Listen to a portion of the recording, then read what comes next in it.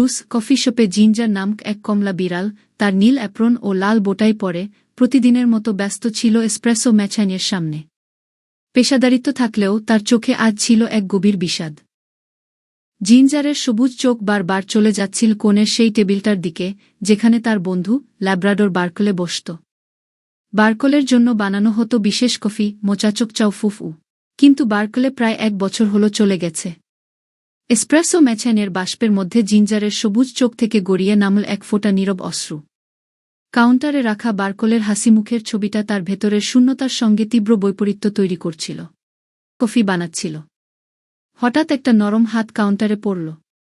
Ginger মাথা তুলতেই দেখল একটি ছোট ছেলে হাতে তার কফির কাপ। ছেলেটা আলতো করে বলল, ধন্যবাদ মিস্টার ক্যাট। তোমার কফিটা সবসময় সেরা গু। জিঞ্জারের ভেতরের আবেগ থমকে গেল। সে শুধু মাথা নাড়ল। ছেলেটি এবার বার্কলের ছবির দিকে আঙুল দেখাল। ফিসফিস করে বলল, আমার দাদি তার কথা বলেছিলেন। তিনি বলতেন বার্কলে এই দোকানটাকে খুব ভালোবাসত। সে জানত দুঃখ হয়তো থাকবে, কিন্তু বন্ধুর প্রতি ভালোবাসাটা নিখুঁত কফির মতো, যা চিরকাল এক উষ্ণ এবং আরামদায়ক অনুভূতি দেবে।